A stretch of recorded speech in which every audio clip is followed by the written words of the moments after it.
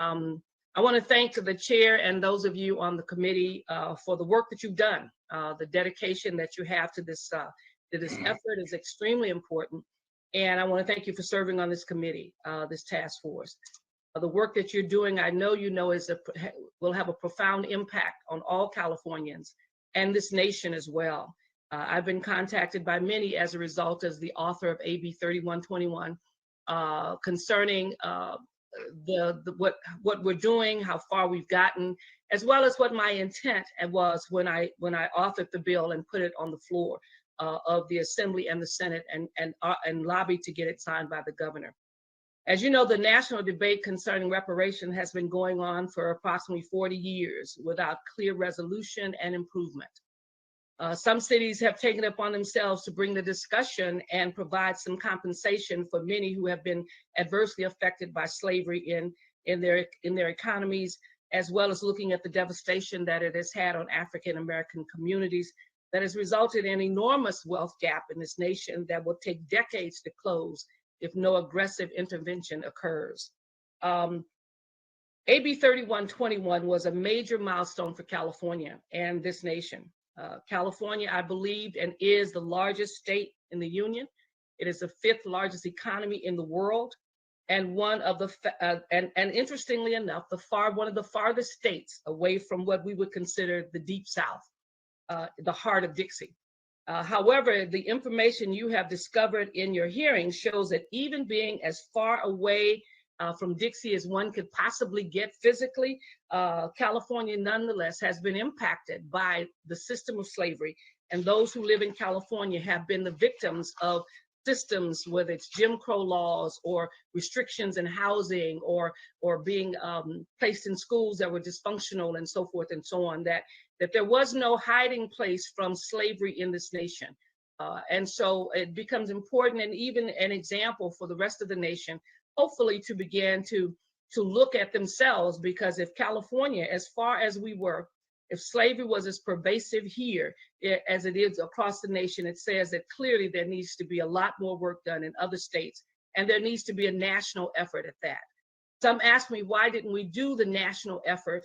And I had to say what so often has been said, how long, not long, can we wait for some resolution to the issue?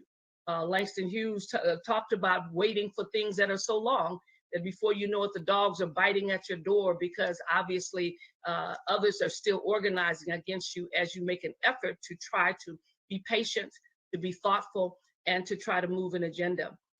So it is important, as I've indicated to so many, when I authored AB 3121, that I realized that many of the issues that are going to be addressed in this bill have not been resolved.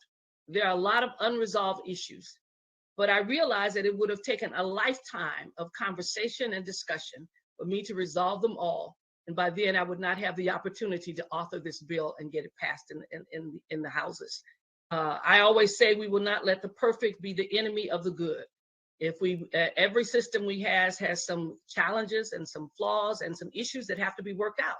If we solved all of those issues before we gave any unemployment check, we would have people across this nation suffering as a result of the virus, because it is an imperfect system. And yet there are many who may take advantage of it, but the vast majority will benefit from it. And so it was in that spirit that I did not make an attempt to solve all of the issues that people wanted me to solve.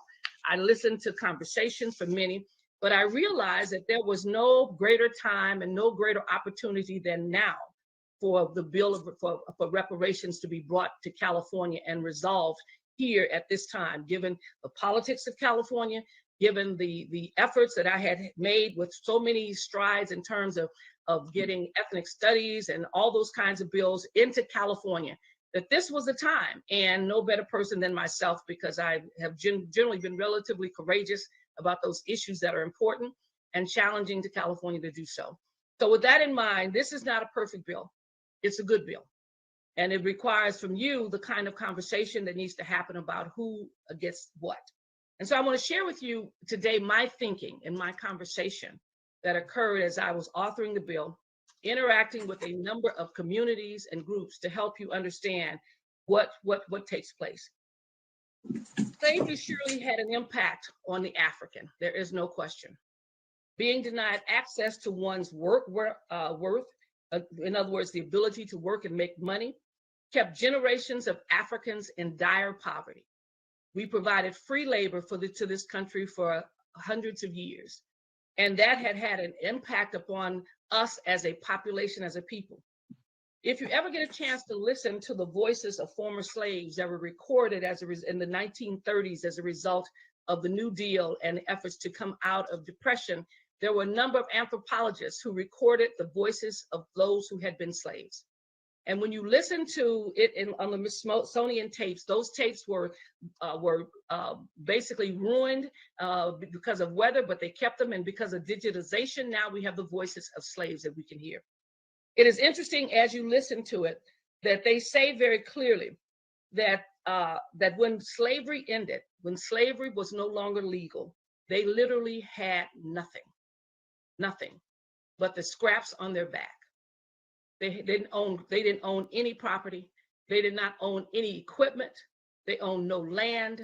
They had no sense of direction. So often they could tell the North and the South because of the sun and the things they'd heard, but they had nothing. They had no place to sleep, no place to stay. And as a result of that, most of them only had the skills of farming, which became the foundation for the sharecropping system. The few Africans who worked in the big house knew that they knew how to serve and how to iron clothes and how to wait on individuals. And they were the first ones who left because they knew when the research was done that they had sat in the big house and listened to the plans for sharecropping. And they knew it would be no more than another wave of slavery, a different kind of slavery. And so those who had skills left and went north. And they're trying to create for themselves a position of service in terms of having some level of business or working in houses because they knew how to do that. But the vast majority of them basically ended up being sharecroppers, the victims of a system that kept them forever poor. And I know that because my grandfather was a sharecropper, and my great-grandfather, who was born in slavery, was also a sharecropper, and my daddy was a sharecropper. And thus, when my family left in August of 1951, Arkansas, in the middle of the night, running from the Klan, it was because the sharecropping system was so brutal and was unrelenting, and therefore left him with nothing but poverty. The end of slavery also increased brutality to Blacks, so that those who suffered in slavery also suffered the brutality that existed. One researcher talked about the fact that when you were a slave, you had economic value. If anyone hit you, hurt you, or shot you, they would have to pay your master for your body, for what your labor would have been.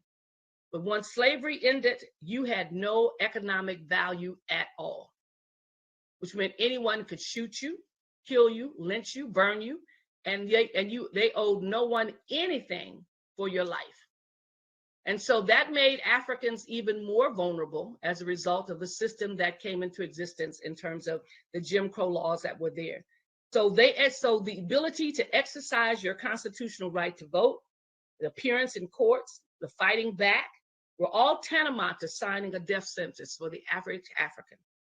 I could go on recounting the economic and the social indignities that were upheld and supported by the courts in this land.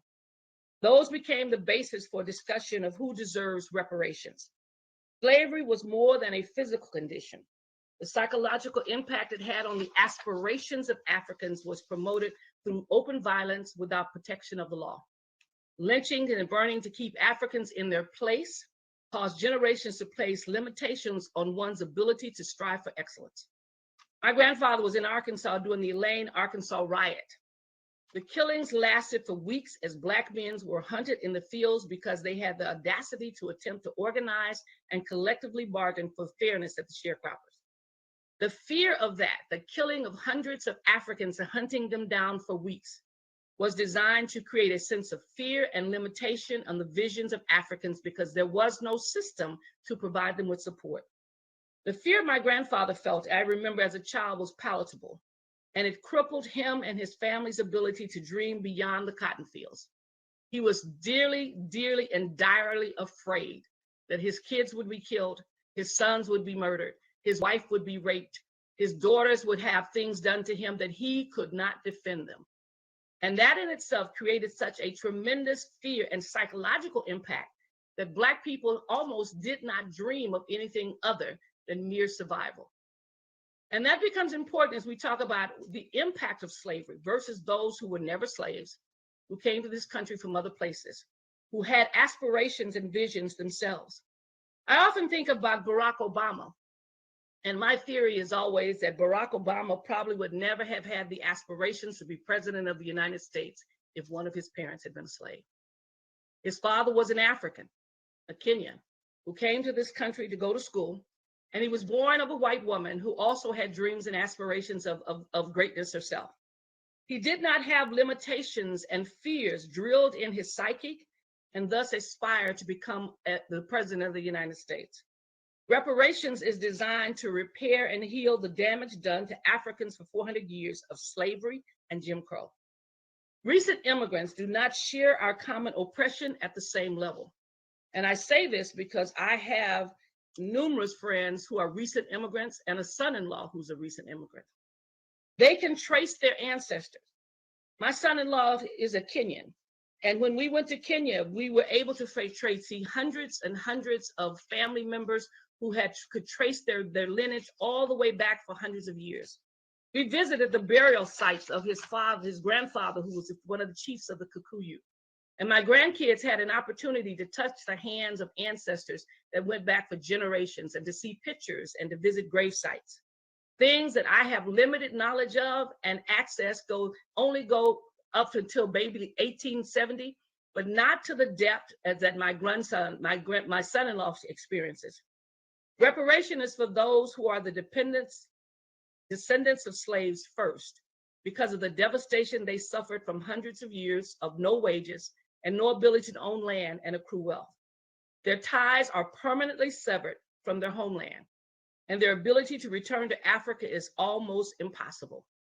They are truly, unfortunately, American.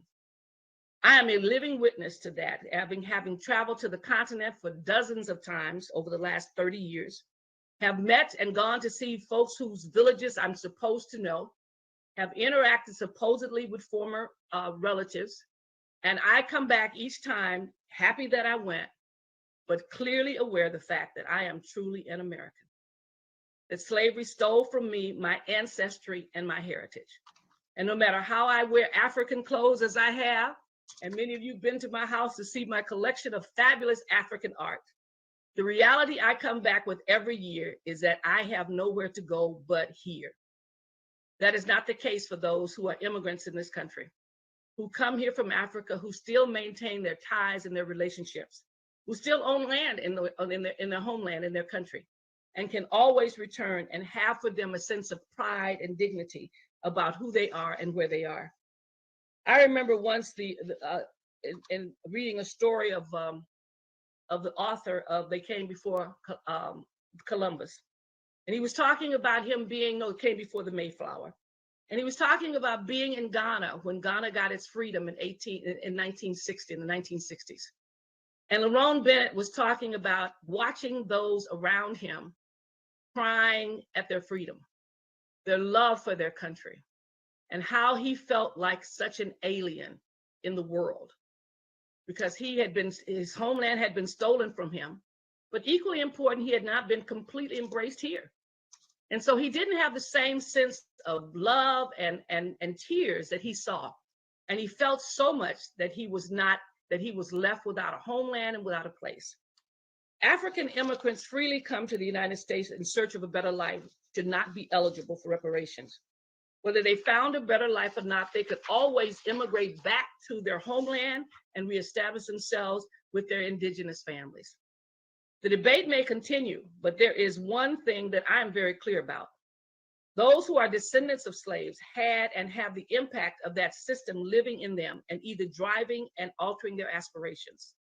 Those who were free during that time frame also may be able to to be able to make their case about themselves, because so often, if you lived here in the 1800s or the 1700s and you were free, you still had the impact of slavery on your life. The ability to move, the ability to own property was often taken away. Many of you have seen the movie 12 Years as a Slave. If you were free, you had to validate your existence every day, and someone could take your identity card and tear it up, and you immediately became a slave. That your whole existence depended upon someone validating, that someone white basically arguing your case for you in terms of your freedom. So those who lived during the slave period, and even if they were free, were never fully free and did not have access to the resources oftentimes that they needed to maintain their life and to be free. So I'm very clear about a couple of things. One is that I would never have written this bill if I thought at some point in the process of providing reparations that I would look at the line, if there was such a thing as a look at the line of those standing in line for reparations, and that I would discover that those at the front of the line were those who had very limited, if any, impact at all from slavery. I would be very upset if I discovered that only those who had the resources, who had the greatest amount of information, who had been more prepared than others, found themselves at the front of the line. And those who suffered the most from generation to generation out of slavery, from poverty and lack of resources, would find themselves once again at the end of the line because they got the message late. We didn't do enough to basically help them to understand that they had been the victims of a poor educational system that did not prepare them for the university. And as a result, they did not benefit from it at all. Kaminsky talks about it. I was reading in your last report, what my staff gave me, that he said it's an issue of not about being Black. It's an issue of descendancy and lineage. And he's absolutely correct. There will be many Black people who do not deserve reparations, but there will be many who, obviously, whose lineage, and they are Black, and their lineage clearly says very strongly that they deserve to have reparations. Reparations is about harm that has been done, its extent, and who basically should have that harm mitigated by some form of repair to that individual. So I hope I'm clear about what I meant at the time. We had conversations, and that's why one of the things talks about basically those who are descendants of slaves being handled first, and others may be secondary. Those others secondary are those who were impacted by slavery, who lived in the United States during slavery, who may have been free, but also had their visions limited because of the slave system itself that did not treat them equal. They were not treated as equal citizens. They had limited ability, and they also could become vulnerable as a result of the system of slavery. Those who came after slavery, who may have experienced Jim Crow, who may have done various things, came here with their lineage intact, came here with their resources intact, and came here oftentimes looking for a better life. We did not. We were kidnapped, brought here against our will. All of our past was taken from us, and we truly have nowhere else to go but here. Thank you.